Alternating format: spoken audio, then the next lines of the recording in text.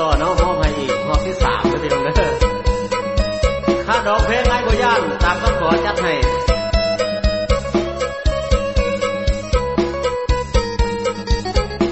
ขอบใจเจ้าของเงินเด้อ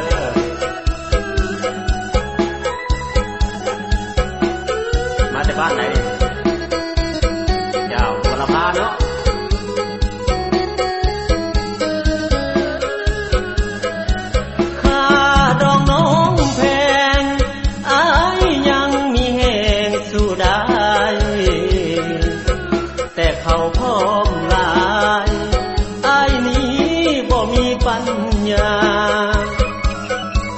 น้องก็คงหูว่าอ้ายอยากจนกันดาหาเงินใส่หน้ามา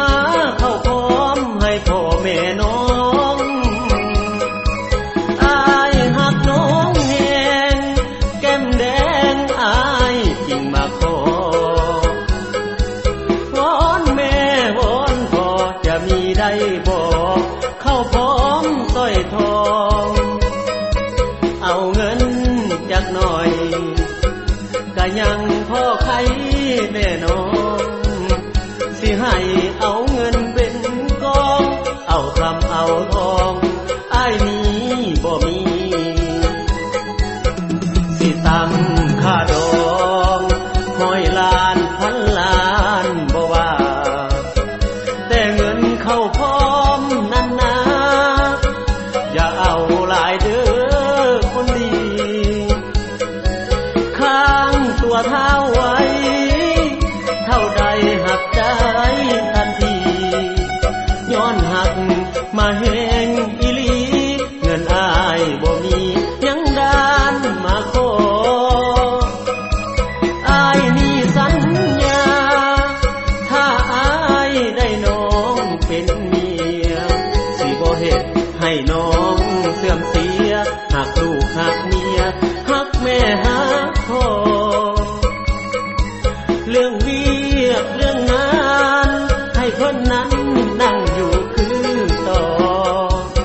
แต่เงินเข้าพร้อมนั่นน้องอย่าเอาหลายเด้อแม่เฒ่ายาวเข้าไปพี่น้องยาวเข้าไปทางเครื่องค่อยยังห้าวขนาดนี้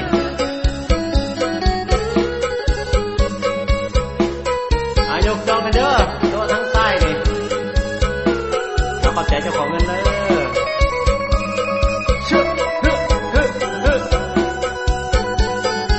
พิเศษฝากให้พี่น้องที่เดินทางมาจากเมืองบัวลำพาเด้อ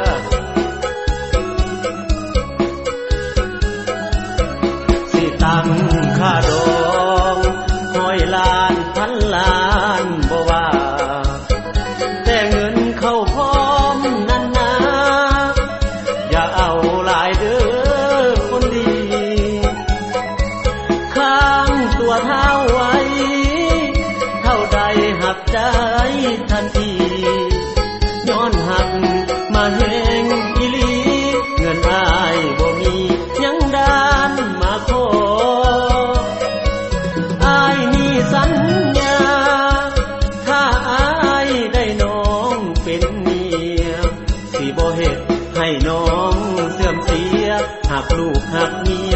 หักแม่หักพ่อเรื่องเวียกเรื่องงานให้เพิ่นนั้น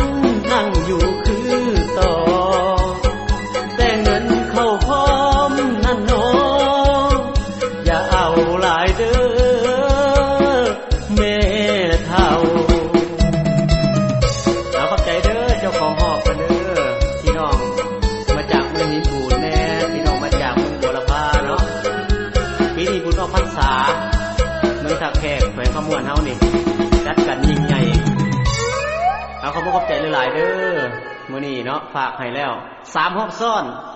ทางบ่น้อยสายน้ำเซมอบให้ก็อย่าลืมเด้อพี่น้องเด้อเพลงสุดใหม่ติดตามแน่